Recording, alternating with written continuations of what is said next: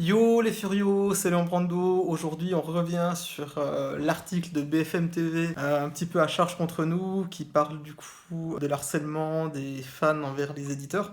Des choses très justes sont dites dedans, des choses complètement exagérées. Allez relire l'article vous-même. Là, on va juste s'attarder finalement sur deux points précis. Donc, du coup, l'affaire Glenna et l'harcèlement qui était lié du coup à Tokyo Revengers. Et on va parler également de l'affaire Pika et Rokudenashi Blues, Rakai Blues. Revenir sur toutes ces histoires, faire le point tous ensemble maintenant. Restez jusqu'au bout, je pense qu'il y a tout qui peut vous intéresser. Vous allez voir qu'il y a des mensonges, il y a aussi des trucs de notre part qui étaient peut-être pas parfaits, mais il y a de quoi dire, il y a de quoi parler. C'est parti.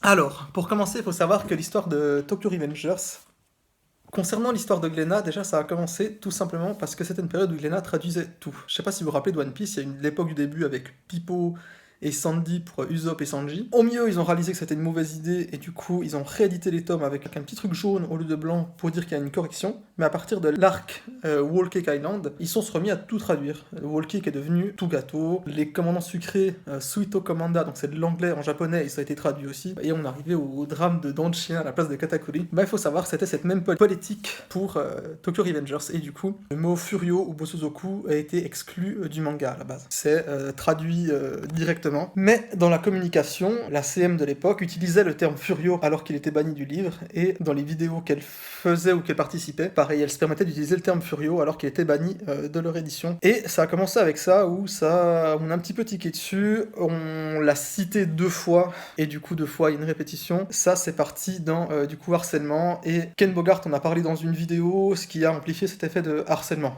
Permet d'emboîter vers un tout petit coup de gueule puisque en effet, Vitel, tu te souviens, mais tu as interviewé du coup la RP Glénat durant le Oui, Manga Sur spécial Japan absolument. Expo, suite à quoi des petits non malins sur Twitter se sont amusés à harceler cette personne en reprenant chacun de ses propos, en essayant de la décrédibiliser et en signalant qu'elle racontait absolument que de la merde, ce qui est bien entendu totalement faux. Du Sérieusement? coup, Dominique a clôturé son compte Twitter, quitté Twitter et dû bloquer énormément de personnes dû à ça.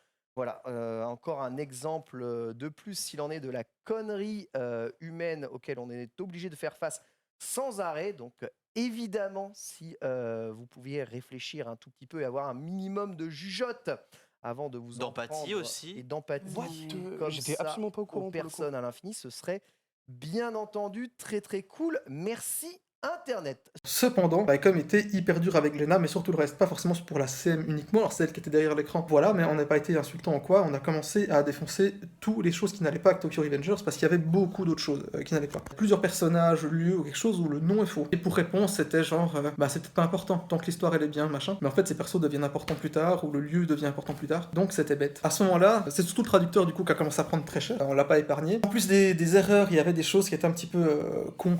Par exemple, tu dis Manjikai, Kai ça veut dire gang, et du coup là ils allaient mettre peut-être le gang Manjikai, par exemple. Pareil pour le nom d'une école, où il y a le diminutif qui veut dire école, bah il va mettre le diminutif, même mettre école devant. Deux, trois trucs comme ça, c'est faux, mais est-ce que c'est grave? J'en sais rien, mais ça faisait un truc en plus des fautes de traduction. Après il y avait des choix également qui étaient un petit peu bizarres. Attention, voilà les Kiss D. Alors Kiss D en fait ça veut dire flic en civil. Alors dans le contexte c'était juste policier, donc le mot était faux en soi, et la part des gens connaissaient pas ce que ça veut dire, c'est un verlan modifié de déguisé pour Kiss D, donc flic, bref.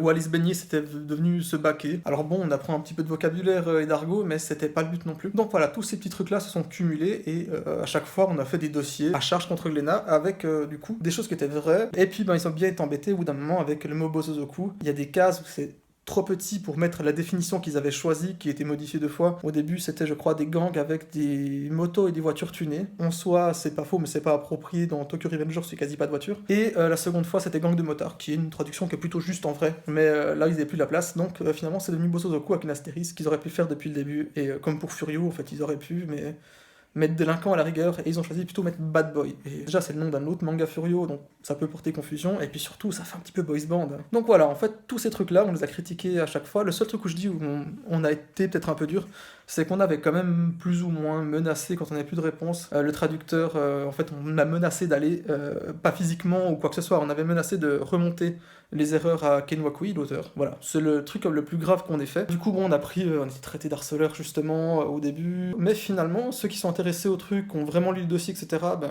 ils ont plutôt pris parti pour nous. Ben, la CEM a démissionné, j'en sais rien, mais on n'a pas fait fuiter autre chose. Son prénom, on l'a dit 2 fois, mais il apparaît dans les vidéos, il apparaissait dans les trucs. On n'a pas donné d'adresse, on n'a rien d'autre, on l'a juste cité 2 fois, concrètement. Après, on était calomnié, traité de misogyne, etc.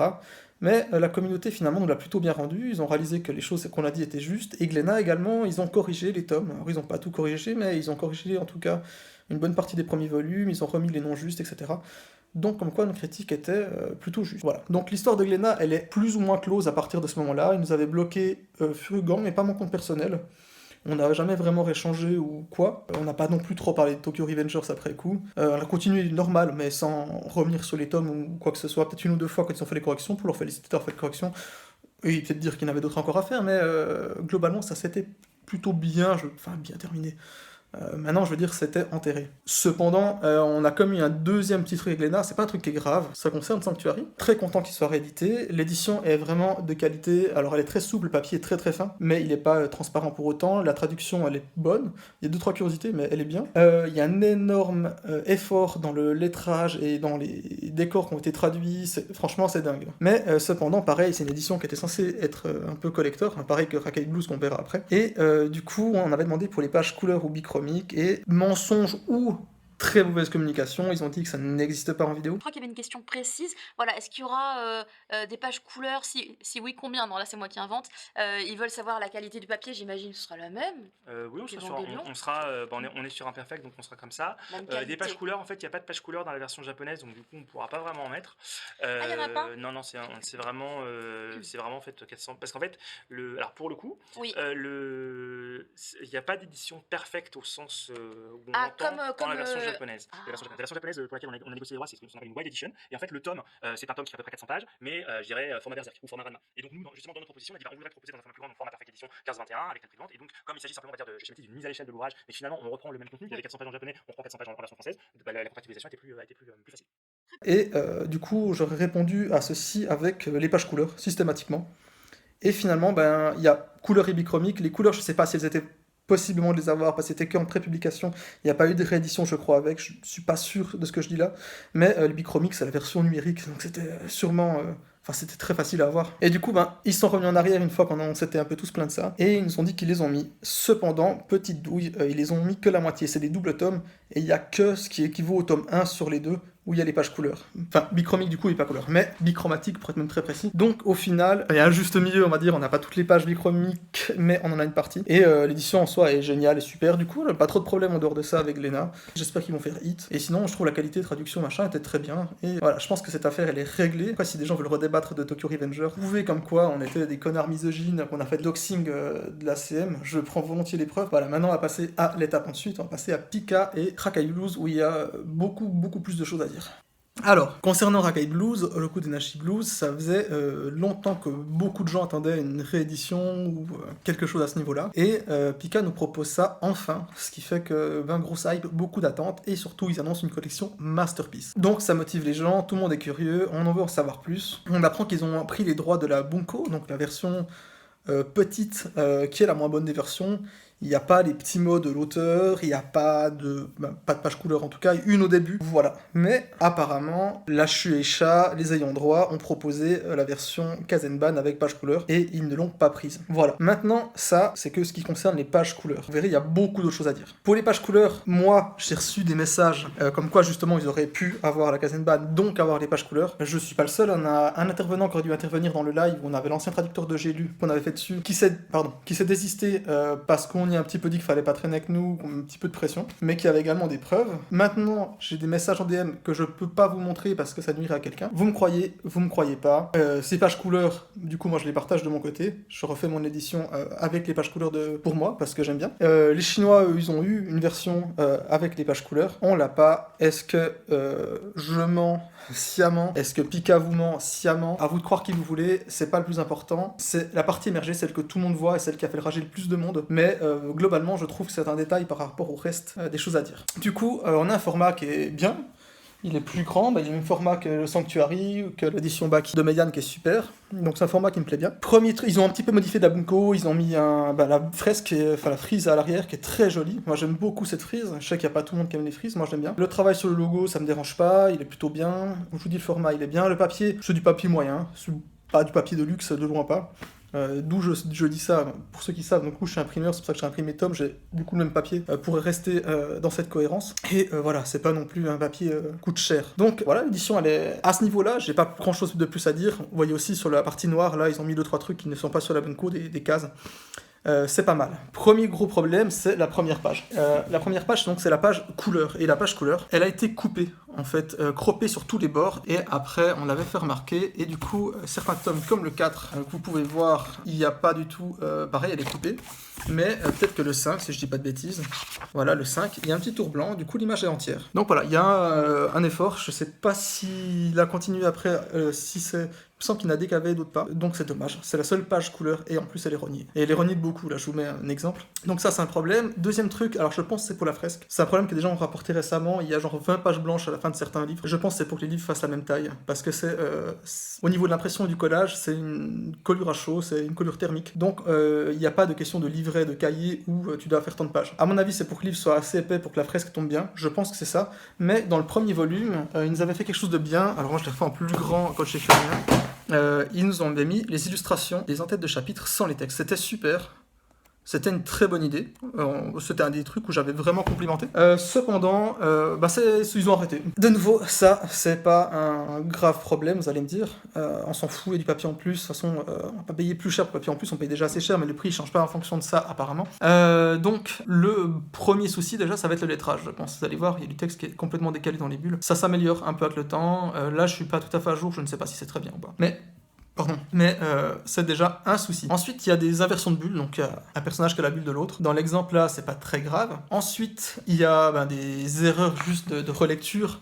Comme vous pouvez voir, là, il y a 2 fois la même lettre qui suit. Ah, c'est dommage quand même. Mais de nouveau, on va dire que c'est peut-être pas le truc le plus grave. Ensuite, il y a le bégaiement de Maeda. C'est des choses, voilà, qui... change de la j'ai lu. C'était un peu pompeux, moi je trouve, dans la j'ai lu comment c'était écrit quand il prenait son accent du sud. Là, ça me convient à moitié aussi, j'en sais rien. De nouveau, là, pareil, c'est quelque chose qui est pas très grave. Il y a le ton, c'est beaucoup plus cru et vulgaire dans la j'ai lu.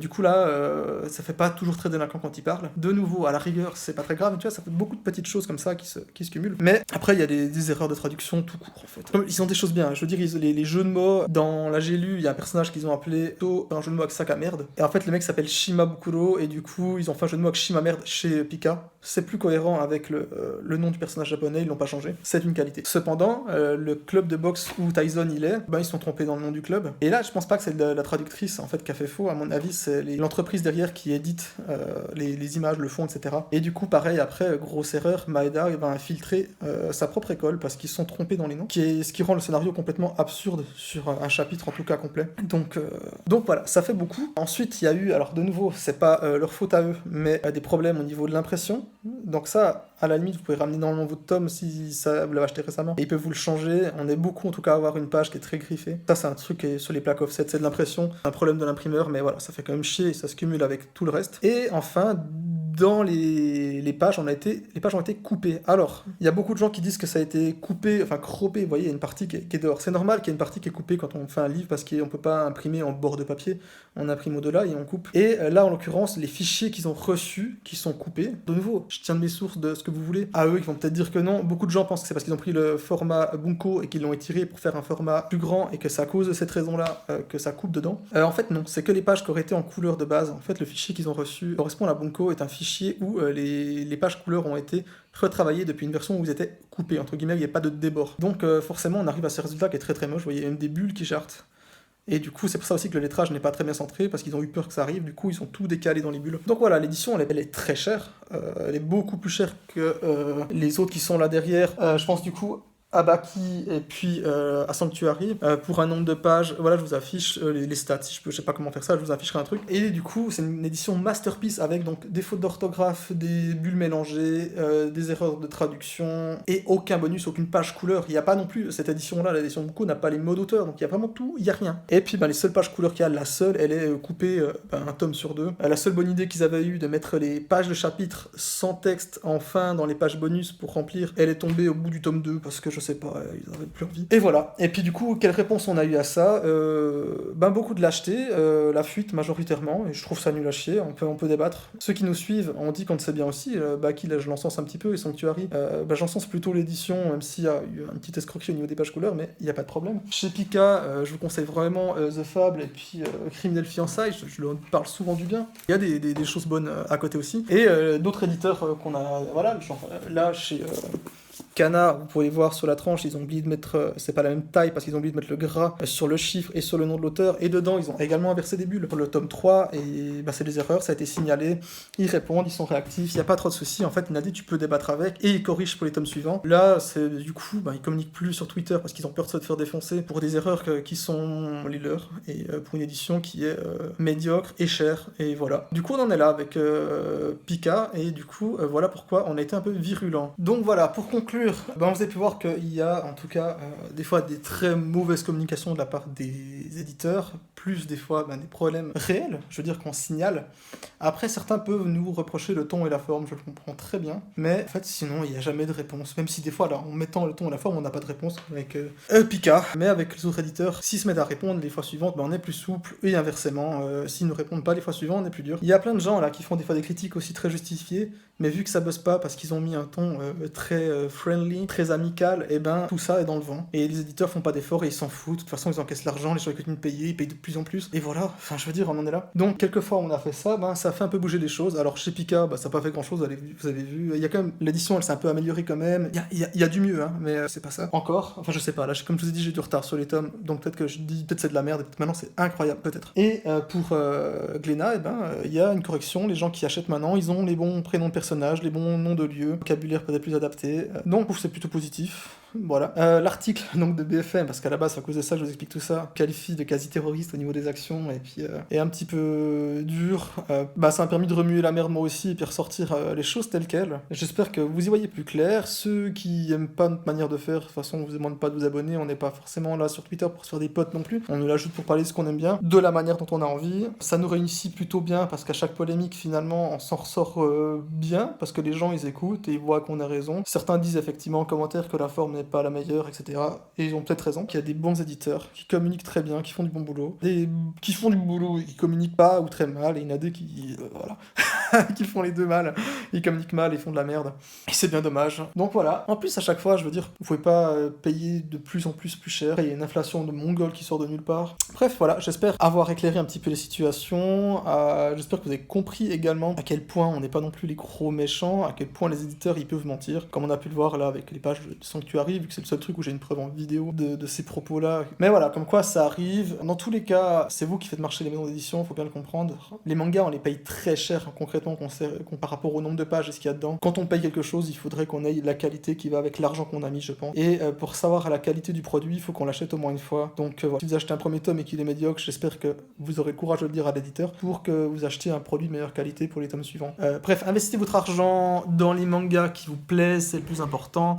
Quand vous payez cher, exigez quand même un minimum de qualité, et puis n'oubliez pas que même si nous, on est peut-être méchants sur le ton et sur la forme, ceux qui se font pigeonner et enculer, ça reste le consommateur, majoritairement. L'article de BFM, vous en pensez ce que vous voulez. Il y aurait d'autres dingueries à dire à propos d'un des intervenants. Je vous souhaite une belle journée, merci de m'avoir écouté, j'espère que c'était pas trop long, j'espère que c'était pas trop chiant non plus. Merci de m'avoir écouté, c'était Léon Brando. A plus, si vous voulez débattre, m'insulter, etc. en public ou en DM, je suis là.